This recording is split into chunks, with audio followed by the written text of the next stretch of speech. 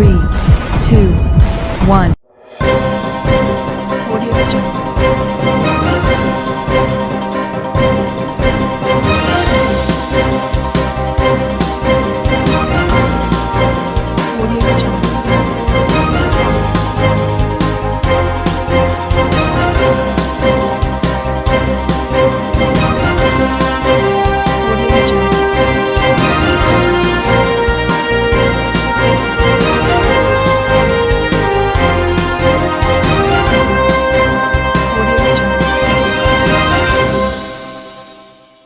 नमस्कार, मैं हूं नरेश राघानी और आप देख रहे हैं हॉराइजन हिंद न्यूज।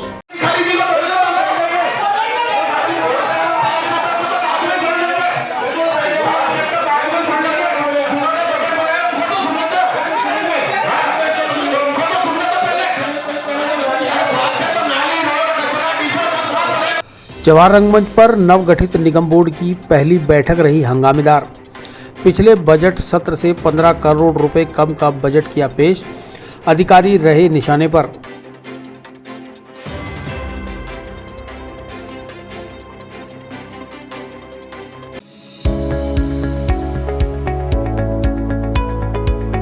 नमस्कार दोस्तों, मैं doctor Suresh Jaisinghani, consultant physician, Shubham hospital Vaishali Nagar से बात कर रहा हूँ।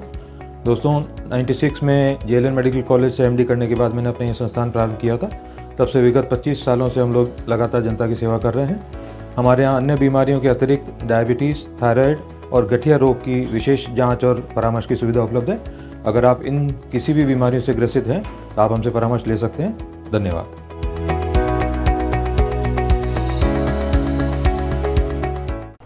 नवगठित नगर निगम बोर्ड की पहली साधारण सभा व बजट बैठक स्थानाभाव में जवाहर रंगमंच पर मंगलवार को आहूत हुई। साधारण सभा की परंपरा रही है कि बिना हंगामे के बैठक हो नहीं सकती, तो आज भी उसी परंपरा का निर्वहन करते हुए बैठक हंगामेदार रही। आज हंगामा नगर निगम के अधिकारियों की लचर कार्यशैली के खिलाफ हुआ।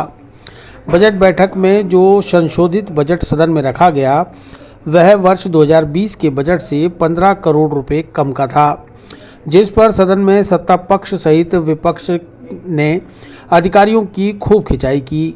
लगभग 349 करोड़ रुपए के बजट को लेकर काफ़ी सवाल जवाब और जद्दोजहद के बाद सदन में आखिर बजट पास कर दिया गया, लेकिन जिम्मेदार अधिकारियों से बजट सही नहीं बनाने को लेकर सवाल जरूर किए जाएंगे। आज नगर निगम की बजट की साधारण सभा और अन्य प्रस्ताव इसमें लगे हैं। निगम के जो पार्षद हैं उनके द्वारा विस्तृत चर्चा बजट पे की गई। जो अन्य प्रस्ताव है सफाई को लेकर के, सफाई व्यवस्था को लेकर के, जो हमारे ट्रिपर चलते हैं, जो कचरा संग्रहण है, इनको लेकर के जो चर्चा हुई है। और इसके अतिरिक्त अन्य प्रस्ताव भी है हमारे रेवेन्यू अर्निंग को लेकर के, उन प्रस्ताव पर चर्चा हुई और इन प्रस्तावों को पारित किया।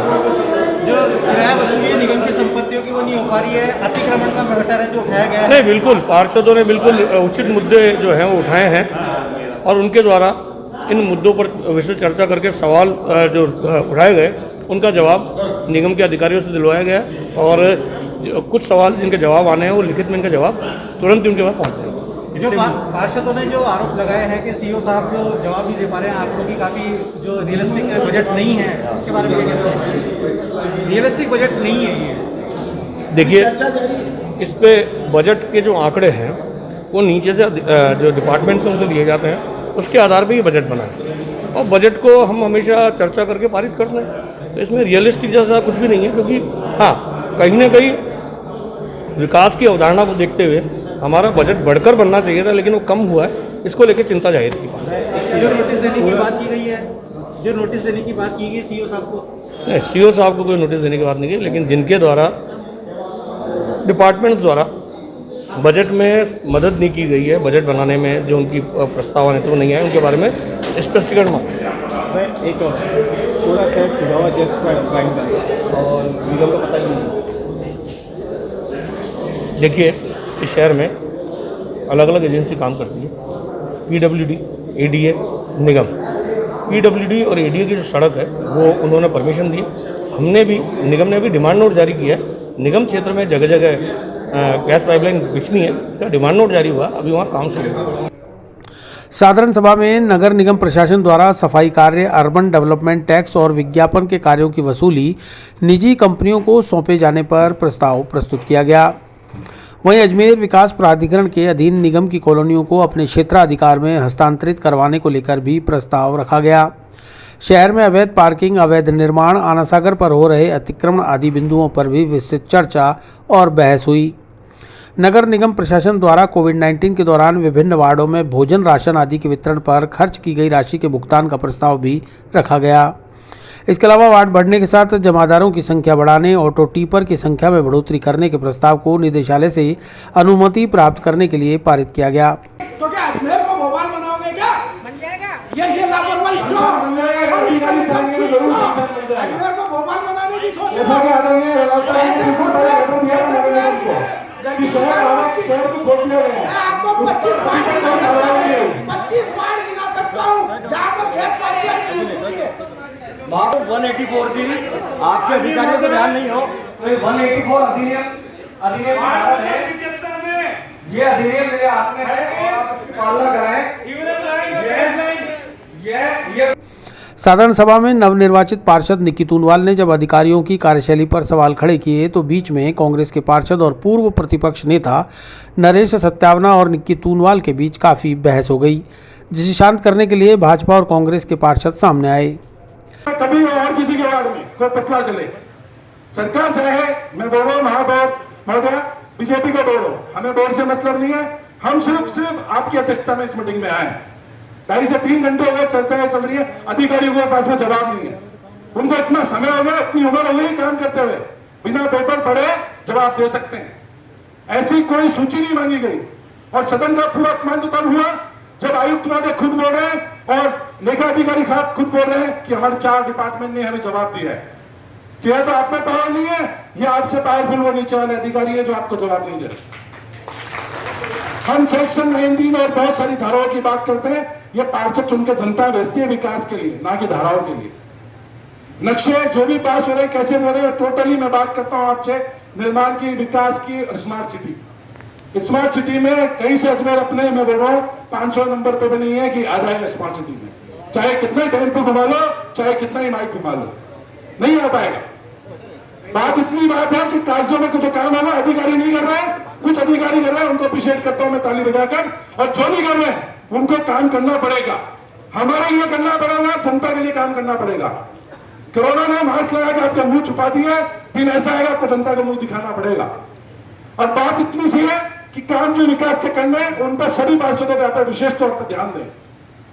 धन्यवाद।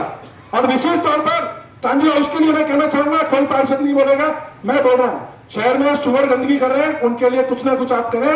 और गायों को जिस तरह पकड़ा जा रहा है, जिस तरह गायों को पकड़ा जा रहा है, जैसे आदमी की फांसी लगती है वैसे गायें पकड़ी जा रही है। अगर इस तरह से किसी ने पकड़ी गाय तो मैं अकेला और पार्षद जो समर्थन करते हैं साथ हो जाइएगा या मैं आपके साथ हो जाऊंगा। इस तरह काम नहीं चलेगा।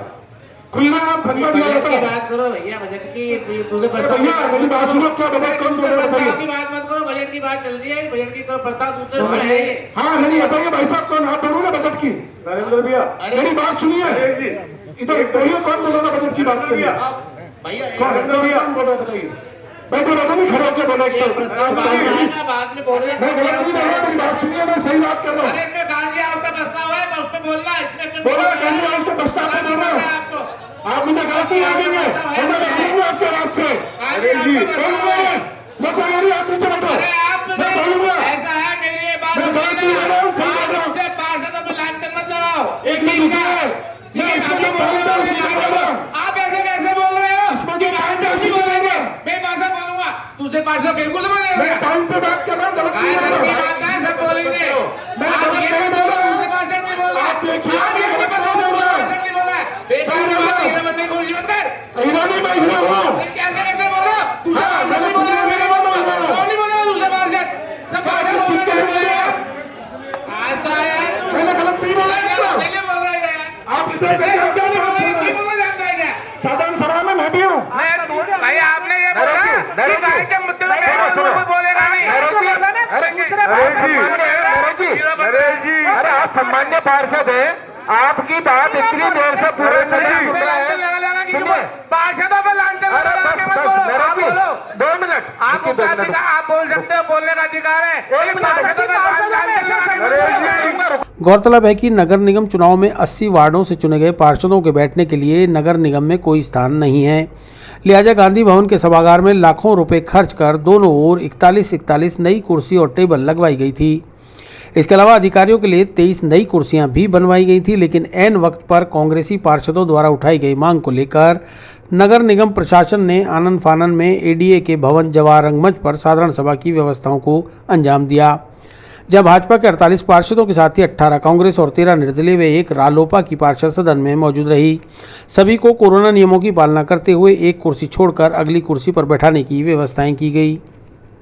नगर निगम की साधारण सभा थी और मुख्य रूप से आज इस वर्ष का जो वित्तीय बजट है उसको पारित करने के साथ साथ 5 प्रस्ताव और साधारण सभा के एजेंडे में रखे गए थे। चूँकि बजट जिस प्रकार का प्रस्तुत किया गया उस बजट के अवलोकन करने पर ध्यान में आया कि बजट में काफ़ी सारी गुंजाइश थी।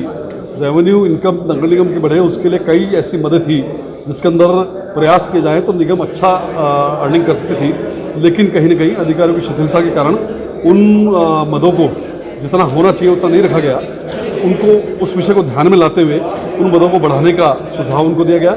साथ ही जिस प्रकार से चर्चा के दौरान ध्यान में आया कि नगर निगम के द्वारा जिस प्रकार से पूरे शहर भर में गैस पाइपलाइन डाली जा रही है या रिलायंस जियो द्वारा जिस प्रकार की फाइबर केबल डाली जा रही है और जिस प्रकार का हमारा धारा उपनियम 184 कहता है कि विदाउट नगर निगम के परमिशन के किसी भी योजना क्षेत्र वाले क्षेत्र में वो संस्थाएं खुदाई की परमिशन नहीं दे सकती। उसके बावजूद पूरे शहर में डला एक चिंता का विषय, इस विषय को भी ध्यान में लाया गया है।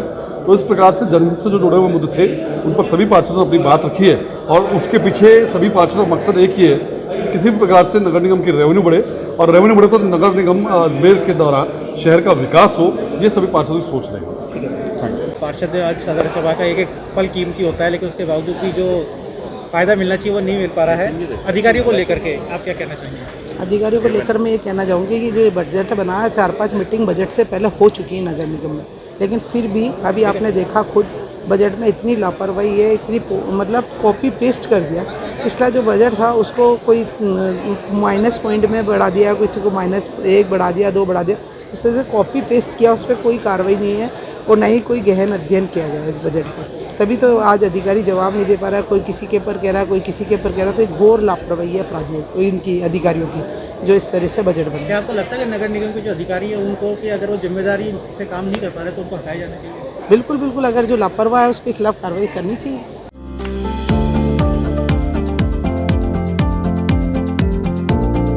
Mohan watch and mobile Ajmer शहर में 4 प्रतिष्ठान, आपकी अपनी मोबाइल की दुकान। हेलो एवरीवन, मैं मोहन वॉच एंड मोबाइल पे आपका सभी का स्वागत करता हूँ। मेरी अजमेर में 4 दुकानें हैं, आप कहीं भी जाइए आपको सभी जगह सेवा भरपूर मिलेगी। आ जाइए मोहन वॉच एंड मोबाइल पे, आपकी अपनी दुकान,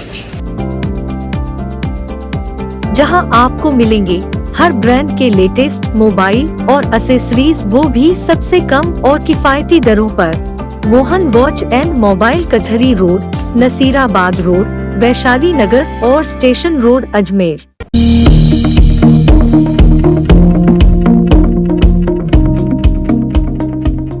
क्यों हमारे घर वाले हमको पढ़ाए, हमें ये समझ में नहीं आ रहा।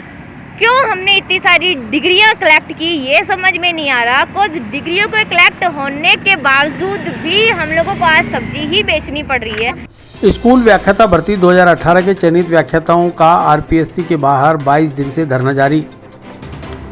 व्याख्याताओं ने आरपीएससी के बाहर सब्जी, झाड़ू, खिलौने, कपड़े बेचे, बूट पॉलिश कर जताया विरोध।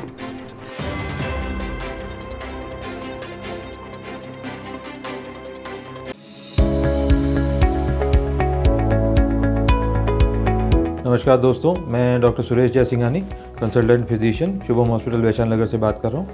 दोस्तों 96 में जेएलएन मेडिकल कॉलेज से एमडी करने के बाद मैंने अपना ये संस्थान प्रारंभ किया था। तब से विगत 25 सालों से हम लोग लगातार जनता की सेवा कर रहे हैं। हमारे यहाँ अन्य बीमारियों के अतिरिक्त डायबिटीज़, थायराइड और गठिया रोग की विशेष जांच और परामर्श की सुविधा उपलब्ध है। अगर आप इन किसी भी बीमारियों से ग्रसित हैं तो आप हमसे परामर्श ले सकते हैं। धन्यवाद।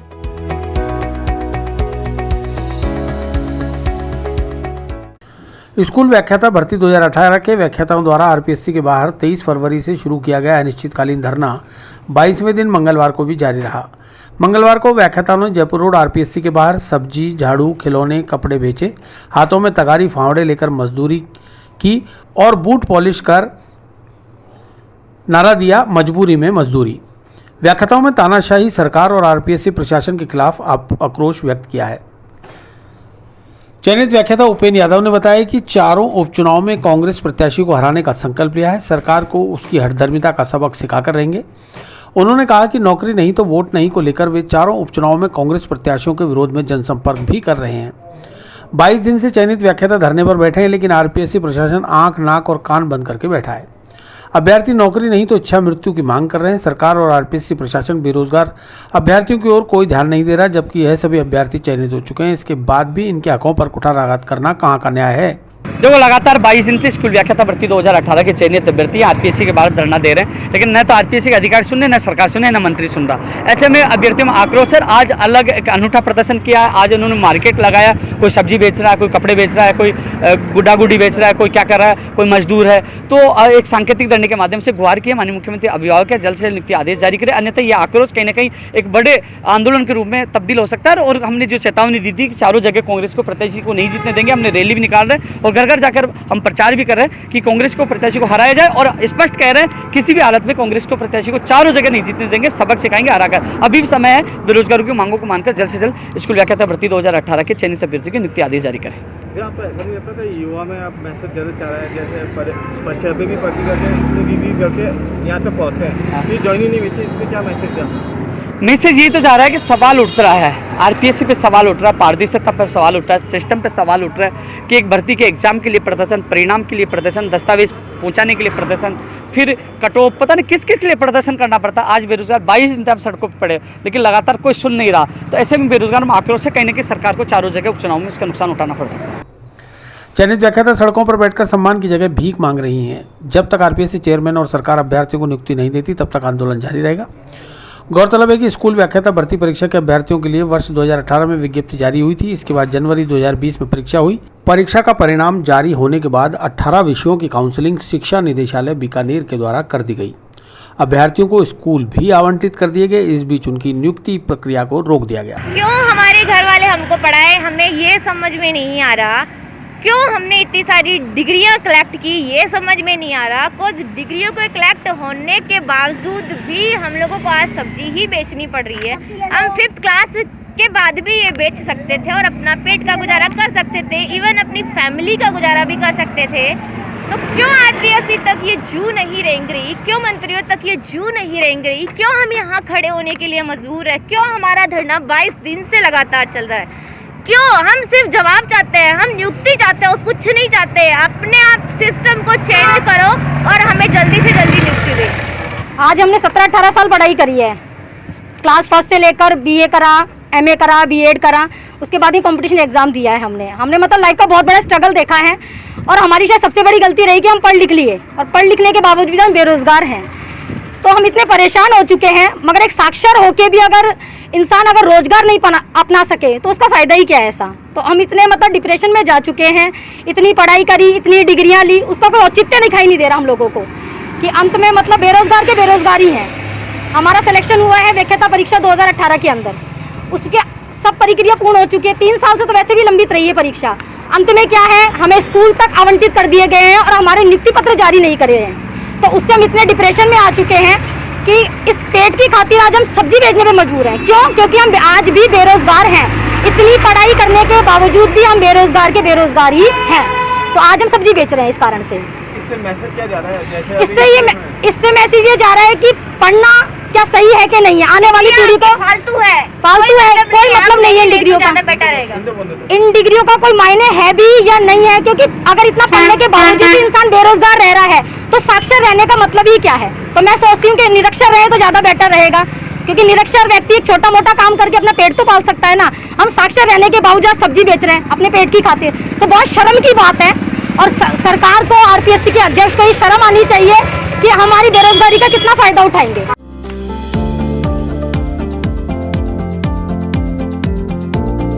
Mohan watch and mobile Ajmer शहर में 4 प्रतिष्ठान, आपकी अपनी मोबाइल की दुकान। हेलो एवरीवन, मैं मोहन वाचन मोबाइल पे आपका सभी का स्वागत करता हूँ। मेरी अजमेर में 4 दुकानें हैं। आप कहीं भी जाइए, आपको सभी जगह सेवा भरपूर मिलेगी। आ जाइए मोहन वाचन मोबाइल पे, आपकी अपनी दुकान, जहां आपको मिलेंगे हर ब्रांड के लेटेस्ट मोबाइल और एसेसरीज, वो भी सबसे कम और किफायती दरों पर। मोहन वॉच एंड मोबाइल, कचहरी रोड, नसीराबाद रोड, वैशाली नगर और स्टेशन रोड, अजमेर।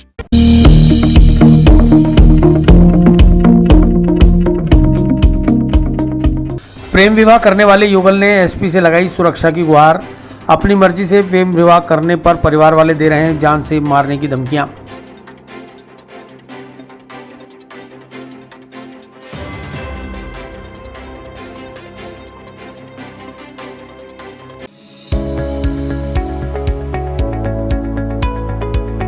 नमस्कार दोस्तों, मैं doctor Suresh Jaisinghani, consultant physician, Shubham hospital Vaishali Nagar से बात कर रहा हूँ।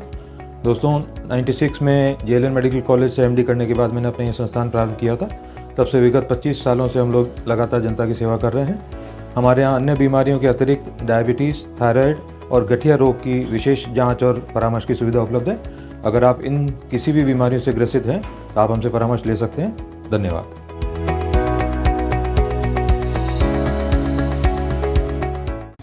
फायसागर रोड शिव शक्ति कॉलोनी में रहने वाली 21 वर्षीय सपना जहांगीर ने अपने प्रेमी महावीर आसेरी से आर्य समाज में प्रेम विवाह कर लिया, लेकिन सपना के परिजन इस विवाह से नाखुश हैं और वे लोग नवविवाहित युगल व उसके ससुराल पक्ष को जान से मारने के साथ ही झूठे केस में फंसाने की धमकियां दे रहे हैं।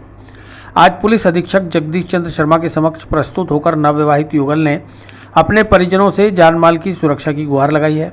सपना ने बताया कि उसके परिजन पति महावीर और उसके माता पिता को झूठे मुकदमे में फंसाने और जान से मारने की धमकियां दे रहे हैं, जबकि उन्हें पता है कि हमने अपनी मर्जी से प्रेम विवाह कर लिया है, इसलिए हमें सुरक्षा दिलाई जाए और परिजनों को पाबंद किया जाए। कल हमने आर्य समाज में शादी करी क्योंकि हमारी फैमिली वाले हमारी शादी के अगेंस्ट है, इसलिए हम लोगों ने घर से मतलब बिना बताए। आपने क्या नाम है? महावीर आसेरी है उनका नाम। 4 साल से जानते हैं हम एक दूसरे को। आपने अपनी मर्जी से शादी करी है? हाँ, मैंने अपनी शादी करी आपने? आर्य समाज में पुष्कर रोड पे। आज आप यहाँ पर किस लिए आए हैं? क्योंकि हम मेरे घर वाले हैं ना, मतलब मेरे हस्बैंड को ये धमकी दे रहे हैं कि आपको जान से मार देंगे, और फैमिली वालों के साथ भी है ना, उन्होंने बदतमीजी करी है, तो प्रोटेक्शन के लिए हम यहाँ पे आए हैं। बोराज रोड संजय नगर अम्बा कॉलोनी में रहने वाले महावीर आसेरी ने बताया कि वे पिछले 4 साल से एक दूसरे को जानते हैं और प्रेम करते हैं। अब बालिग होने पर जब परिवार के लोग इस विवाह के पक्ष में नहीं थे तो सोमवार को आर्य समाज में उन्होंने प्रेम विवाह कर साथ जीने मरने की कसमें खाई हैं। लिहाजा उन्हें पुलिस प्रोटेक्शन दिया जाए, साथ ही लड़की के परिवारजनों को पाबंद किया जाए। मैं काली के मंदिर के पीछे रहता हूँ और मैंने लव मैरिज करी है। हम 4 साल से एक दूसरे को जानते हैं और इसके घर वाले हमारे को जान से मारने की धमकी दे रहे हैं। किनके घर वाले धमकी दे रहे हैं? ये सपना जी के। कब शादी करी थी? शादी हमने कल करी थी और पुष्कर रोड पे जो आर्य समाज मंदिर है उनसे करी थी। बाकायदा उन्होंने मैरिज सर्टिफिकेट दे दिया हमें और हम एक साथ रहना चाहते हैं, और इसके लिए हम इसके घर वाले हमें जान से मारने की धमकी दे रहे हैं। हमको पुलिस प्रोटेक्शन चाहिए। दोनों बालिक है, ये 22 साल की है और मेरे डॉक्यूमेंट्स में 27 साल है। परेशानी यह आ रही है कि इसके घर वाले जान से मारने की धमकी दे रहे हैं। 20-25 जनों को लेके बार बार मेरे घर पे आ रहे हैं और घर वालों को परेशान कर रहे हैं और फ़ोन कर रहे हैं। फ़ोन पे बोल रहे जान से मार दूंगा। हमने कोई गलत तो किया नहीं है, प्यार करते एक दूसरे से, शादी कर ली है।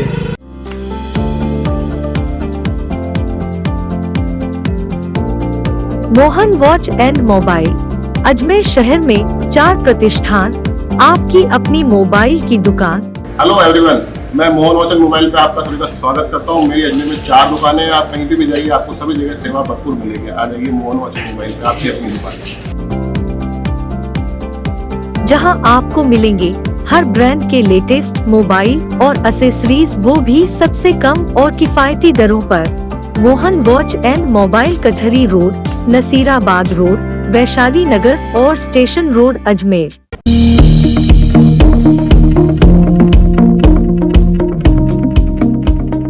इस बार पुष्कर की विश्व प्रसिद्ध लाबेला होली मनाई जाएगी। कोविड नियमों के साथ उपखंड अधिकारी के साथ कस्बे के जनप्रतिनिधियों और विभिन्न संगठनों के पदाधिकारियों ने की चर्चा।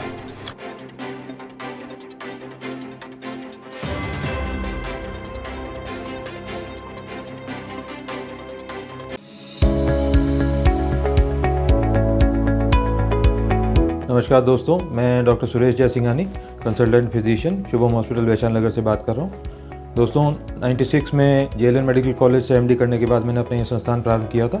तब से विगत 25 सालों से हम लोग लगातार जनता की सेवा कर रहे हैं। हमारे यहाँ अन्य बीमारियों के अतिरिक्त डायबिटीज़, थायराइड और गठिया रोग की विशेष जाँच और परामर्श की सुविधा उपलब्ध है। अगर आप इन किसी भी बीमारियों से ग्रसित हैं तो आप हमसे परामर्श ले सकते हैं। धन्यवाद।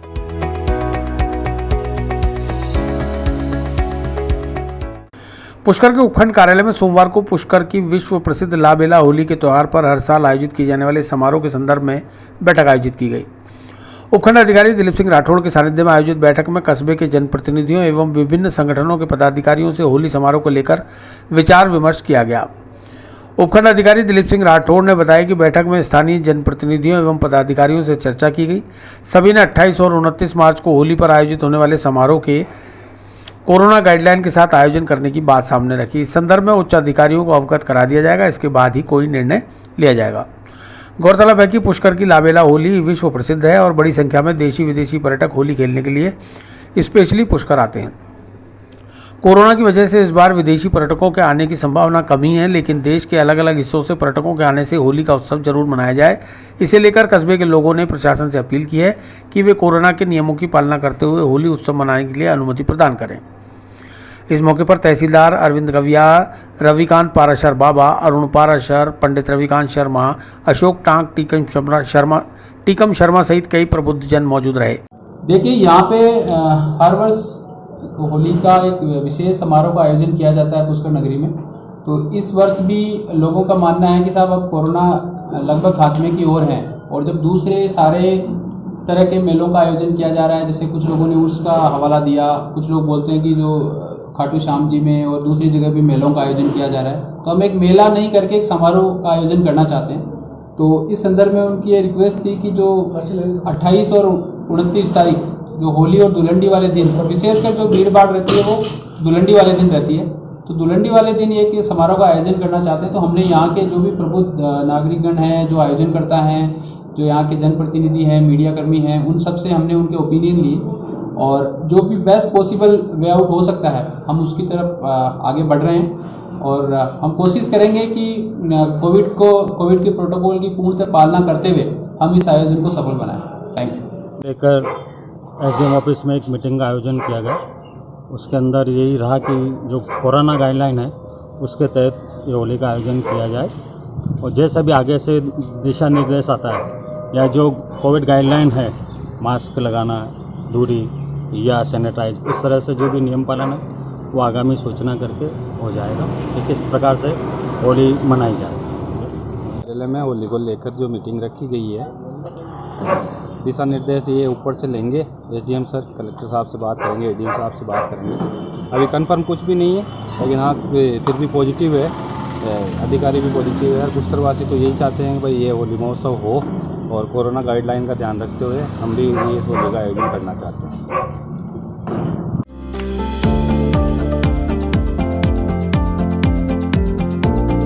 Mohan watch and mobile Ajmer शहर में 4 प्रतिष्ठान, आपकी अपनी मोबाइल की दुकान। हेलो एवरीवन, मैं मोहन वॉच एंड मोबाइल पे आपका सभी का स्वागत करता हूँ। मेरी अजमेर में 4 दुकानें हैं। आप कहीं भी जाइए, आपको सभी जगह सेवा भरपूर मिलेगी। आ जाइए मोहन वॉच एंड मोबाइल पे, आपकी अपनी दुकान, जहां आपको मिलेंगे हर ब्रांड के लेटेस्ट मोबाइल और एसेसरीज, वो भी सबसे कम और किफायती दरों पर। मोहन वॉच एंड मोबाइल, कचहरी रोड, नसीराबाद रोड, वैशाली नगर और स्टेशन रोड, अजमेर।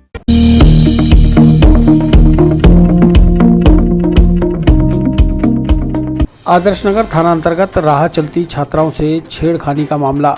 छात्राओं की शिकायत पर पिता ने छेड़खानी कर रहे युवक की पिटाई, सौंपा पुलिस को।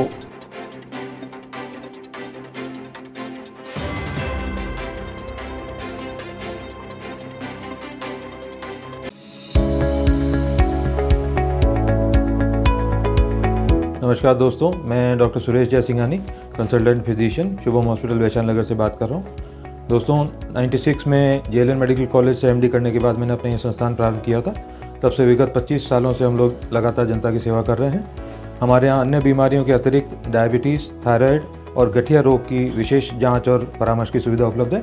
अगर आप इन किसी भी बीमारियों से ग्रसित हैं तो आप हमसे परामर्श ले सकते हैं। धन्यवाद।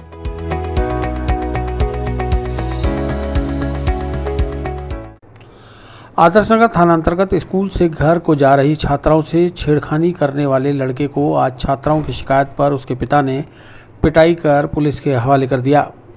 दरअसल मामला माखूपुरा बाईपास का है, जहां स्कूल से घर लौट रही दो छात्राओं को एक मंचले ने रोककर बात करने के बहाने छेड़छाड़ शुरू कर दी। छात्राओं के विरोध करने पर लड़के ने उन्हें भद्दी भद्दी गालियां देकर धमकाना शुरू कर दिया। इस पर एक छात्रा ने अपने पिता को फोन कर मौके पर बुला लिया। मौके पर पहुंचे पिता ने लड़के की पिटाई कर उसे पुलिस के हवाले कर दिया। ये क्या मामला आज? अंकल ये दो लड़के आए थे और हमसे बोला कि आपसे बात करनी तो हमने बोला कि क्या बात करनी थी। उन्होंने बोला कि आप कहाँ रहते हो, तो हमने बोला बलिया में रहते हैं। तो बलिया में फौजी ढाबा को जानते हो क्या? तो हमने बोला कि हाँ जानते हैं। तो फिर उसने बोला कि वो सुरेंद्र वगैरह वो रहते हैं, तो क्या उन्हें जानते हो? हम नहीं जानते। वो गाली वो तो फिर वो जा रहे थे 2 मिनट बात करनी है कि हमें, तो हमने बोला हमें नहीं करनी है बात। फिर हम अनजान से बात नहीं कर सकते, हमें घर वालों ने मना कर रखा, हम क्यों बात करें अनजान से? तो फिर हमने बोला भैया हम नहीं बात कर सकते। तो भैया बोलते थे ऐसे गाली निकाल, ऐसे बहुत सारे अनसर गाली निकाल के निकल गए वहाँ से।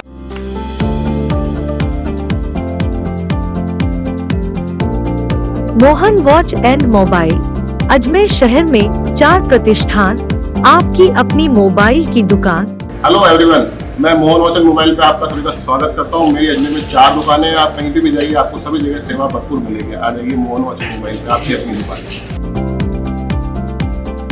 जहां आपको मिलेंगे हर ब्रांड के लेटेस्ट मोबाइल और एसेसरीज, वो भी सबसे कम और किफायती दरों पर। मोहन वॉच एंड मोबाइल कचहरी रोड, नसीराबाद रोड, वैशाली नगर और स्टेशन रोड अजमेर।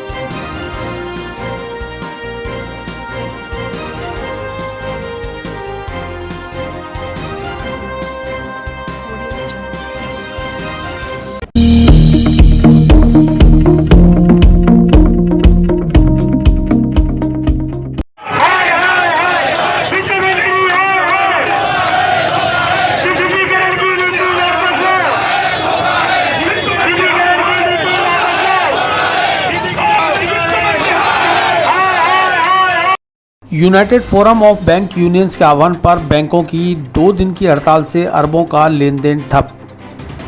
सार्वजनिक क्षेत्र के बैंकों के निजीकरण और बैंकिंग व्यवस्था में सुधार की मांग। बैंक कर्मियों ने केंद्रीय वित्त मंत्री के नाम दिया ज्ञापन।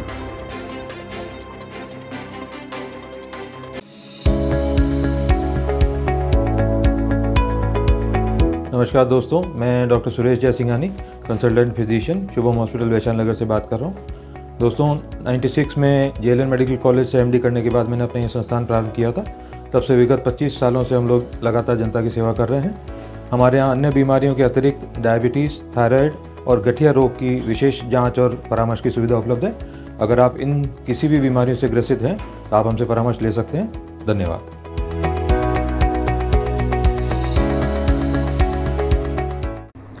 सार्वजनिक क्षेत्र के बैंकों का निजीकरण के खिलाफ 2 दिवसीय हड़ताल के दूसरे दिन बजरंगा चौराहा स्थित विजय स्मारक पर आम सभा आयोजित कर काफी देर तक सरकार के खिलाफ प्रदर्शन करने के बाद वाहन रैली निकालकर केंद्रीय वित्त मंत्री के नाम जिला कलेक्टर को ज्ञापन सौंपा गया। गौरतलब है कि देश भर के बैंककर्मी 2 दिन की हड़ताल पर हैं। निजीकरण के विरोध में बैंक कर्मियों की 2 दिवसीय हड़ताल के दूसरे दिन मंगलवार को बजरंगा चौराहा स्थित विजय स्मारक पर समस्त बैंक कर्मी एकत्रित हुए और काफी देर तक प्रदर्शन कर नारेबाजी के साथ वाहन रैली निकालकर शहर के प्रमुख मार्गों पर आमजन से निजीकरण के विरोध में सहयोग मांगा। रैली में शामिल हजारों बैंक कर्मचारी वाहनों पर सवार होकर नारेबाजी करते हुए जिला कलेक्ट्रेट पहुंचे, जहां आम सभा आयोजित कर सरकार की आमजन व कर्मचारी विरोधी नीतियों पर प्रकाश डाला गया। तत्पश्चात केंद्रीय वित्त मंत्री के नाम कलेक्टर को ज्ञापन सौंपकर सरकारी व सार्वजनिक बैंकों का निजीकरण रोकने की मांग की गई। United forum of bank unions के अजमेर इकाई सह संयोजक अरविंद मिश्रा ने बताया कि देश की जनता के जमा खरबों रुपए की संपदा को निजी हाथों में नहीं जाने दिया जाएगा। हड़ताल के माध्यम से बैंकों के ग्राहकों को जागरूक किया जाएगा कि वे सार्वजनिक क्षेत्र के बैंकों का निजीकरण करने के केंद्र सरकार के फैसले का विरोध करें। उन्होंने बताया कि हड़ताल के पहले दिन सोमवार को कचहरी रोड स्थित पंजाब नेशनल बैंक पर समस्त बैंक कर्मचारियों ने एकत्रित होकर केंद्र सरकार की नीतियों के खिलाफ विरोध प्रदर्शन किया। तो वहीं आज सुबह 10 बजे बजरंगगढ़ चौराहा स्थित विजय स्मारक से एक वाहन रैली निकाली, जो विभिन्न मार्गों से होते हुए कलेक्ट्रेट पहुंची, जहां आम सभा करने के बाद केंद्रीय वित्त मंत्री सीतारमण के नाम जिला कलेक्टर को ज्ञापन सौंपा।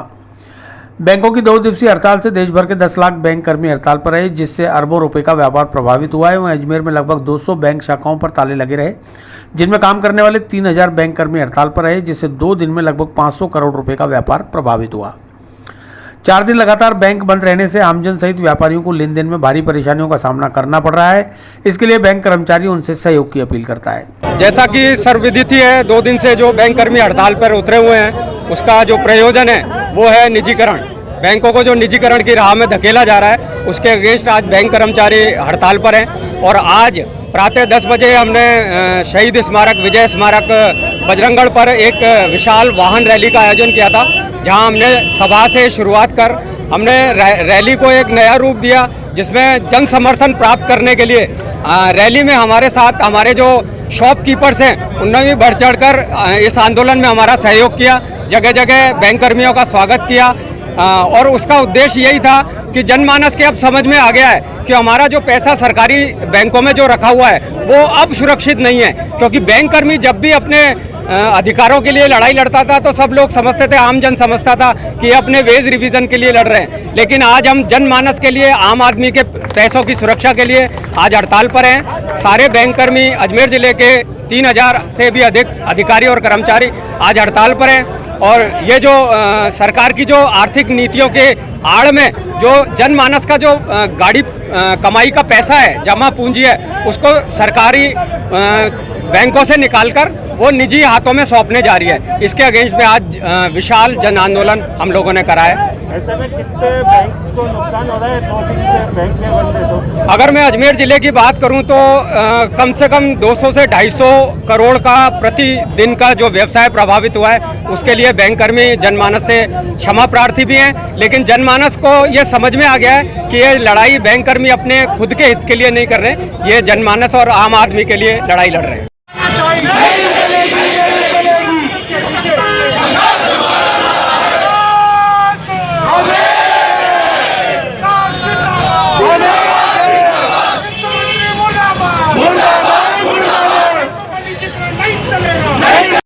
देखिए सर, हमने जो ये 15 और 16 को जो हमने हड़ताल करी है, ये मुख्य रूप से हम हमारा वेतन कटवाकर आम जनता के उसके लिए कर रहे हैं कि उनका हित हो। क्योंकि एक है ना प्राइवेट बैंक जो सरकार का ये निजीकरण का जो है, हम उसका पुरजोर विरोध कर रहे हैं ताकि इससे आम जनता को जो है वो मतलब फ़ायदा पहुँचे। उनके हित के लिए हम अपनी 2 दिन की तनख्वाहें कटाकर हड़ताल कर रहे हैं सर। इससे नुकसान क्या होता है? नुकसान इससे ये होगा, अभी एक जो है ना वृद्ध है, हर तरह के कस्टमर्स हमारे बैंक में आते हैं। अब ये है ना प्राइवेट्स बैंक को वो नहीं कर पाते, क्योंकि प्राइवेट्स बैंक में बहुत मिनिमम चार्जेस, हर तरीके से उनको वहाँ पे नुकसान है। प्राइवेट बैंक का है ना मोटो एक गरीब जनता का हित देखना है, ना कि फ़ायदा कमाना। हम आज वृद्ध को, बच्चों को हर तरह के एजुकेशन लोन देते हैं। हर तरह की जो सरकार की नीतियाँ होती है वो सारे फॉलो हमारे द्वारा ही होते हैं सरकारी बैंक के थ्रू।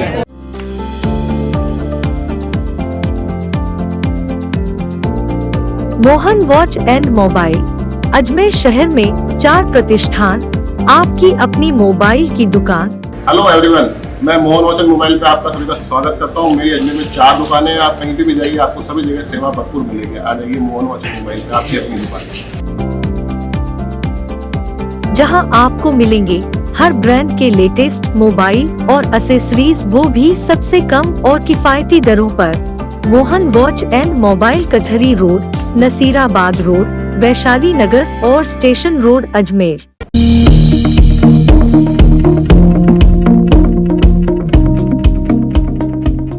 विजयनगर से आए परिवार ने पुलिस महानिदेशक और पुलिस अधीक्षक से लगाई न्याय और सुरक्षा की गुहार। पिछले 3 साल से खुद का घर होते हुए भी समाज द्वारा बहिष्कृत किए जाने से खा रहे हैं दर दर की ठोकरें।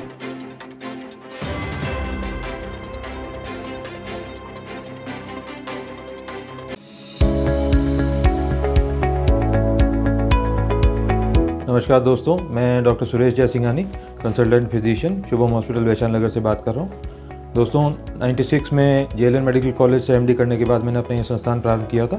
तब से विगत 25 सालों से हम लोग लगातार जनता की सेवा कर रहे हैं। हमारे यहाँ अन्य बीमारियों के अतिरिक्त डायबिटीज़, थायराइड और गठिया रोग की विशेष जाँच और परामर्श की सुविधा उपलब्ध है। अगर आप इन किसी भी बीमारियों से ग्रसित हैं तो आप हमसे परामर्श ले सकते हैं। धन्यवाद।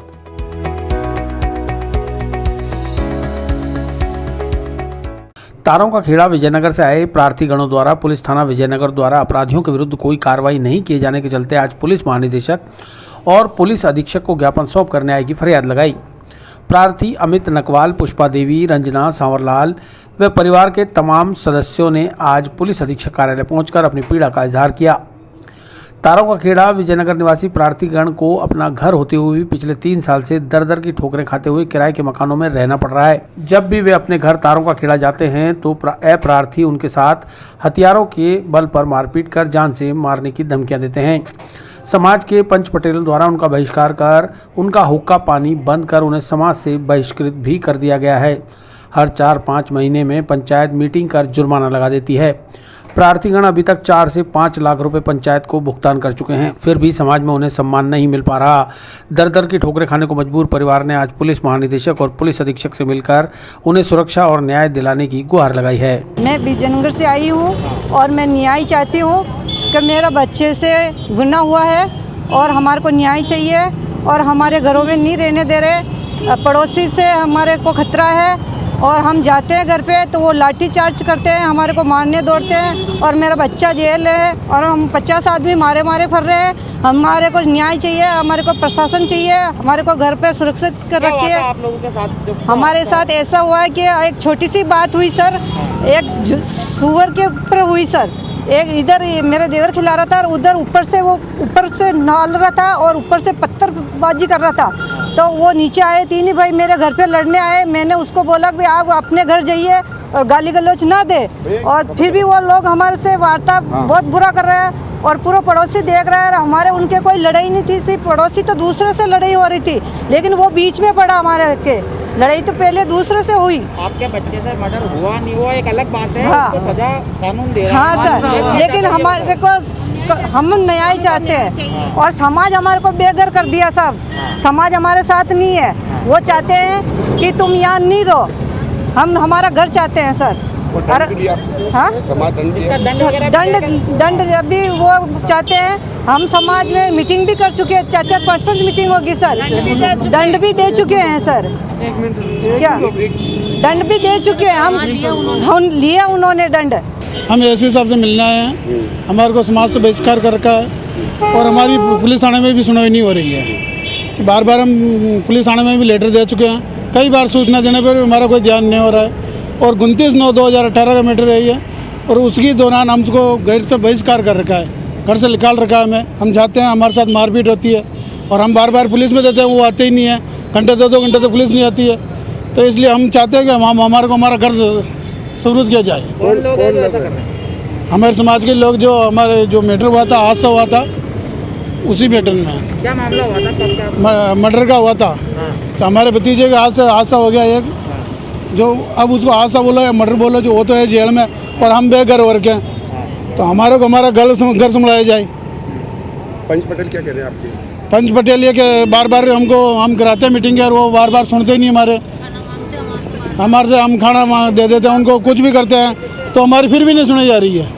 तो दंड भी देना आपको? हाँ, दंड जुर्माना तो देना ही होता, जो हम देने के लिए तैयार, फिर भी हमारी सुनाई नहीं हो रही है। 4 से 5 लाख रुपए हमारे इंदौरों में डलाते हैं, किसी काम तक वो करते हैं। कौन से समाज के हो आप? हरिजन समाज के हैं, वाल्मीकि समाज से। तो आपके लड़के से मर्डर हुआ था? नहीं, मेरे बड़े भाई साहब के लड़के से, इनके हाथ से हुआ था मर्डर। क्या वो क्या फिर घर पे भी नहीं हुआ था, दूर ले जाके उसके साथ बदतमीजी की, उसके साथ हाथापाई की थी। उसी के हाथ से एक हादसा हो गया ये, और उस हादसा हो या मर्डर को तो उससे हो गया। तो वो तो है जेल में और हम दर दर भटक रहे हैं। परिवार वाले परिवार तो पूरे परिवार समेत 20-25-30 जने हैं, तो वो घर फिर रहे हैं सर।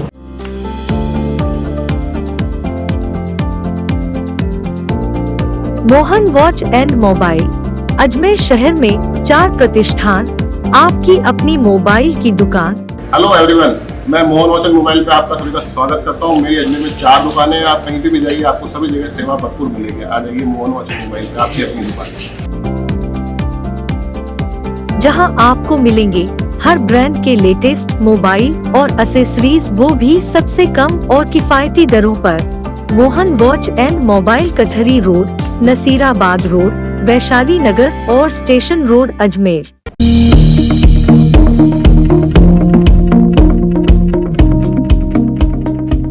खेल अधिकारी अभिमन्यु चौधरी की हठधर्मिता के खिलाफ रोल बॉल खिलाड़ी लामबंद।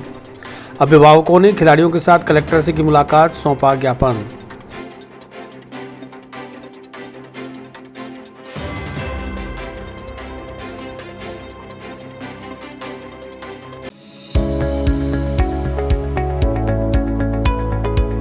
नमस्कार दोस्तों, मैं doctor Suresh Jaisinghani, consultant physician, Shubham hospital Vaishali Nagar से बात कर रहा हूँ। दोस्तों 96 में जेएलएन मेडिकल कॉलेज से एमडी करने के बाद मैंने अपना ये संस्थान प्रारंभ किया था। तब से विगत 25 सालों से हम लोग लगातार जनता की सेवा कर रहे हैं।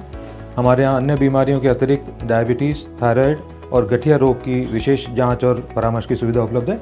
अगर आप इन किसी भी बीमारियों से ग्रसित हैं तो आप हमसे परामर्श ले सकते हैं। धन्यवाद।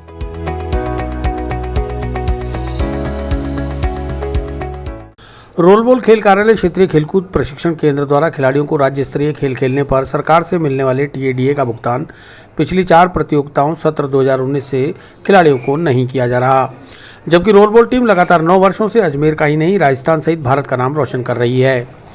खेल अधिकारी अभिमन्यु चौधरी की हठधर्मिता के कारण सरकार से मिलने वाले लाभों से खिलाड़ियों को वंचित किया जा रहा है। मंगलवार को रोल बॉल के खिलाड़ी अपने अपने अभिभावकों के साथ जिला कलेक्टर के पास पहुंचे और टीएडीए दिलाने की मांग को लेकर ज्ञापन सौंपा। अभिभावकों ने बताया कि कोरोना काल में आर्थिक तंगी के बावजूद उन्होंने अपने पैसों से अपने बच्चों को खेलने के लिए देश के अलग अलग हिस्सों में भेजा, लेकिन उन्हें अभी तक खेल अधिकारी द्वारा टीएडीए नहीं दिया गया, जिससे खिलाड़ियों का मनोबल भी टूटने लगा है। लिहाजा खेल अधिकारी को निर्देशित कर खिलाड़ियों को टीएडीए दिलाया जाए। के साथ इन्हें टीएडीए नहीं मिल रहा है। पिछले 3 बार ये कोरोना काल में श्री गंगानगर, सीकर और सवाई माधोपुर जाके आए हैं बच्चे, लेकिन उन्हें टीएडीए नहीं मिल पा रहा है। इस बाबत हम लोग यहाँ आए हैं कलेक्टर साहब को ज्ञापन देने। आज कोरोना काल के समय में जब पेरेंट्स, बच्चे आर्थिक स्थिति से जूझ रहे हैं, उसके बावजूद हम अजमेर वासी इस गेम को, रोल बॉल को आगे बढ़ाते हुए यहाँ गोल्ड मेडल जीतकर, सिल्वर मेडल जीतकर आए हैं। लेकिन हमारे खेल अधिकारी महोदय हमारे साथ बिल्कुल नाइंसाफी कर रहे हैं, हमारे से बिल्कुल कोऑपरेट नहीं कर रहे हैं। इसलिए हम कलेक्टर साहब को ज्ञापन देना है ताकि हमें बच्चों के साथ टीएडीए मिल सके और उनका प्रोत्साहन बढ़ सके।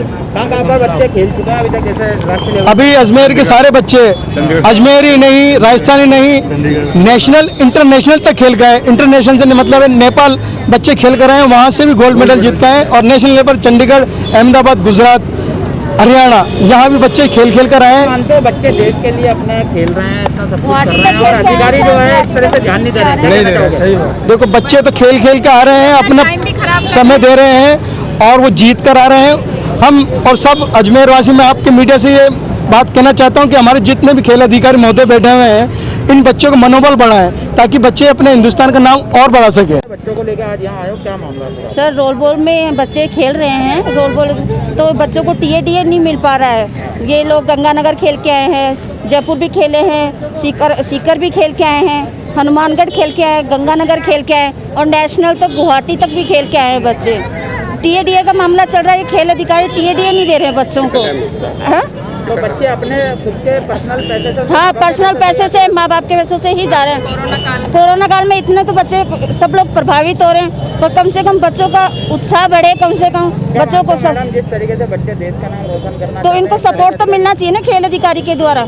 सपोर्ट बिल्कुल नहीं मिल रहा है, बिल्कुल इनको टीएडीए नहीं मिल रहा। 3-4 जगह ये खेल के आ गए, कुछ भी नहीं मिल रहा है, कोई रिस्पॉन्स नहीं है उनकी तरफ से। इसीलिए उसी के चक्कर में सब बच्चों के समेत अभिभावक भी आए हैं। क्या सपोर्ट रहता है अभिभावकों का आपका? अभिभावकों को फुल सपोर्ट है, बच्चों के साथ जाते हैं, बच्चों को छोड़ते, खेलते, जहाँ भी जाते हैं बच्चों के साथ रहते हैं। बच्चों के लोग कितना टाइम निकालते हैं, बच्चे भी अपना स्कूल का टाइम बर्बाद करके टाइम निकालते हैं, फिर भी सपोर्ट नहीं कर रहे हैं खेल अधिकारी। इसलिए सभी अभिभावकगण इकट्ठे होकर अपनी शिकायत कलेक्टर महोदय के पास में लेके आए।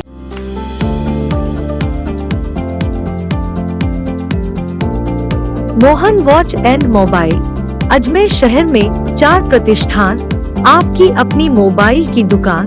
हेलो एवरीवन, मैं मोहन वचन मोबाइल पे आपका सभी का स्वागत करता हूँ। मेरी अजमेर में 4 दुकानें हैं। आप कहीं भी जाइए, आपको सभी जगह सेवा भरपूर मिलेगी। आ जाइए मोहन वचन मोबाइल पे, आपकी अपनी दुकान, जहां आपको मिलेंगे हर ब्रांड के लेटेस्ट मोबाइल और एसेसरीज, वो भी सबसे कम और किफायती दरों पर। मोहन वॉच एंड मोबाइल, कचहरी रोड, नसीराबाद रोड, वैशाली नगर और स्टेशन रोड, अजमेर।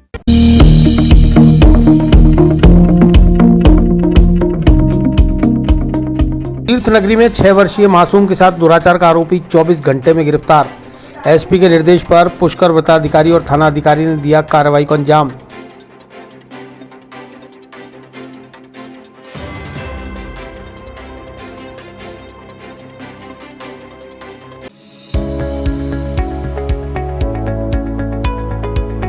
नमस्कार दोस्तों, मैं doctor Suresh Jaisinghani, consultant physician, Shubham hospital Vaishali Nagar से बात कर रहा हूँ।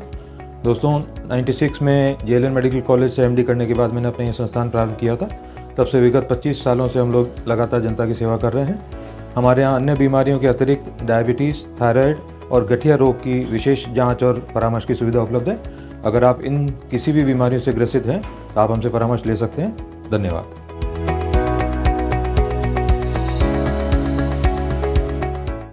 सोमवार को पुष्कर थाना क्षेत्र में एक 6 वर्षीय मासूम बालिका के साथ दुराचार का मामला सामने आने के बाद जिला पुलिस अधीक्षक जगदीश चंद्र शर्मा के निर्देश पर पुष्कर वृत्ताधिकारी छवि शर्मा और थाना अधिकारी राजेश मीणा ने टीम के साथ तत्काल अनुसंधान करते हुए 24 घंटे में आरोपी 23 वर्षीय चैनाराम को गिरफ्तार कर लिया। आरोपी रामपुरा निवासी चैनाराम रेगर के खिलाफ आईपीसी की धारा 376, 3/4 और 5/6 पॉक्सो एक्ट में जुर्म प्रमाणित कर आरोपी का मेडिकल कराकर केस ऑफिसर कल सुबह चालान पेश करेंगे। इससे पूर्व आज आरोपी को न्यायालय में पेश किया गया, जहां से उसे न्यायिक अभिरक्षा में भेज दिया गया। पुलिस अधीक्षक जगदीश चंद्र शर्मा ने बताया कि आरोपी को जल्द से जल्द सजा दिलवाने का प्रयास किया जाएगा। दिनांक 15 मार्च 2021 को जिला पुलिस कंट्रोल रूम में जरिए टेलीफोन किसी ने इतला दी कि पुष्कर थाना क्षेत्र के किसी गांव में कोई दुष्कर्म हुआ है किसी छोटी बच्ची के साथ और वहां काफ़ी लोग इकट्ठे हो रहे हैं।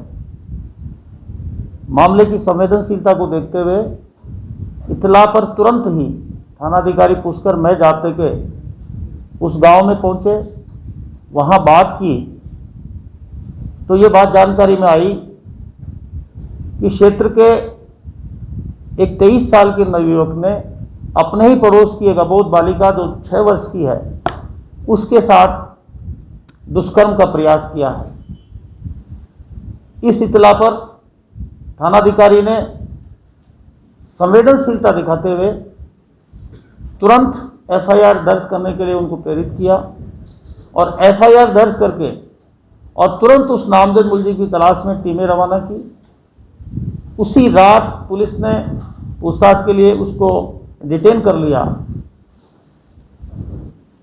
बच्ची से, उसके परिवार वालों से, पड़ोसियों से अनुसंधान किया, जानकारी सभी उच्च अधिकारियों को दी, मेरे तक भी जानकारी आई और एसएचओ को निर्देश दिए गए कि अति संवेदनशील मामला है और इसमें 24 घंटे के अंदर अनुसंधान पूर्ण करके और चालान पेश करने का प्रयास किया जाए। हमारे थानाधिकारी और वृत्ताधिकारी दोनों ने इसको चुनौती को स्वीकार किया और अनुसंधान की गुणवत्ता को ध्यान में रखते हुए पीड़िता के बयान, उसके 164 के बयान, मेडिकल बोर्ड से उसका मेडिकल कराना, दोनों के पर्चेजात जब्त करके और अन्य एविडेंस लेकर के एफएसएल में जांच के लिए भिजवाना, एफएसएल में माल जमा करा के वहां से रसीद प्राप्त करना, आरोपी का पुंसत्व संबंधी मेडिकल करवाना, अड़ोसी पड़ोसियों के बयान लेना इत्यादि दिन रात मेहनत करके सभी अनुसंधानिक कार्य इन्होंने करीब 20-22 घंटे में पूर्ण किए। उसके बाद अनुसंधान पूर्ण करके एडीपी से राय लेकर के चालानी आदेश प्राप्त किए और 24 घंटे के अंदर अनुसंधान पूर्ण करके आरोपी चेनाराम के खिलाफ धारा 376 1B आईपीसी और 3/4 तथा 5/6 पोक्सो एक्ट में जुर्म प्रमाणित माना, अनुसंधान पूर्ण हो चुका है 24 घंटे में। आज इसका चालान पेश किया जाना था, लेकिन किसी कारणवश पेश नहीं हो पाया। कल सुबह इसका चालान पेश किया जाएगा और इस मामले को केस ऑफिसर स्कीम में लेकर के हमारी कोशिश होगी कि जल्द से जल्द इसमें न्यायालय से ऐसे आरोपी को सजाई दिला जाएगी। खुद थानाधिकारी इसको मॉनिटर करेंगे। केस ऑफिसर स्कीम में वो स्वयं केस ऑफिसर बनकर के और इसकी गवाही जल्द से जल्द पूर्ण कराएंगे न्यायालय में, और बार ट्रायल इसमें उसको सजा दिलाने के लिए हमारी पूरी पुलिस इसके लिए तत्पर रहेगी।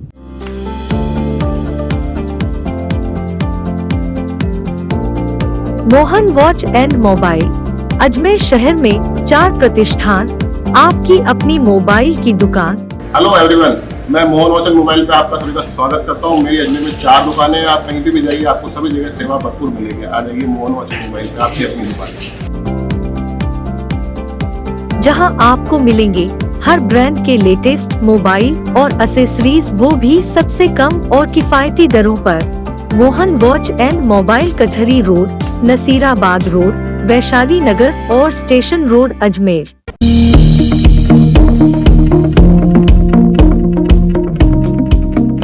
विस्तार से पढ़ने के लिए लॉगिन करें horizonn.com, सच के साथ।